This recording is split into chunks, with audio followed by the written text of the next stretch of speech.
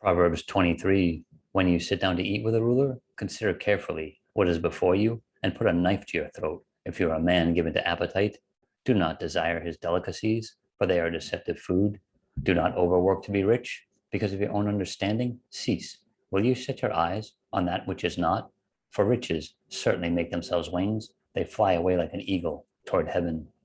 Do not eat the bread of a miser, nor desire his delicacies. For as he thinks in his heart, so is he. Eat and drink, he says to you, but his heart is not with you.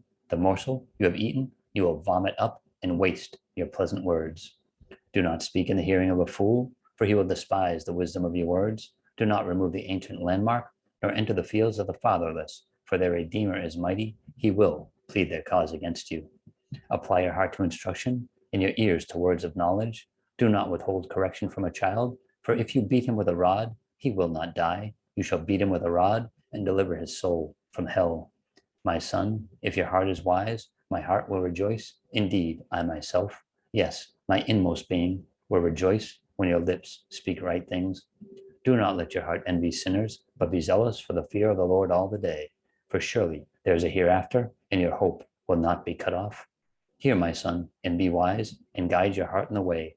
Do not mix with wine bibbers or with gluttonous eaters of meat, for the drunkard and the glutton will come to poverty, and drowsiness will clothe a man with rags. Listen to your father who begot you, and do not despise your mother when she is old. Buy the truth and do not sell it, also wisdom and instruction and understanding. The father of the righteous will greatly rejoice, and he who begets a wise child will be glad in him.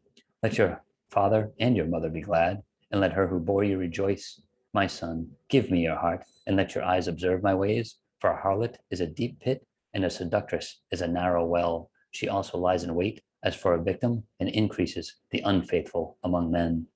Who has woe? Who has sorrow? Who has contentions? Who has complaints? Who has wounds without cause? Who has redness of eyes? Those who linger long at the wine, those who go in search of mixed wine.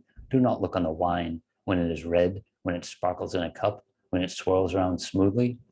At the last, it bites like a serpent and stings like a viper. Your eyes will see strange things, and your heart will utter perverse things. Yes, you will be like one who lies down in the midst of the sea, or like one who lies at the top of the mast, saying, They have struck me, but I was not hurt. They have beaten me, but I did not feel it. When shall I awake that I may seek another drink?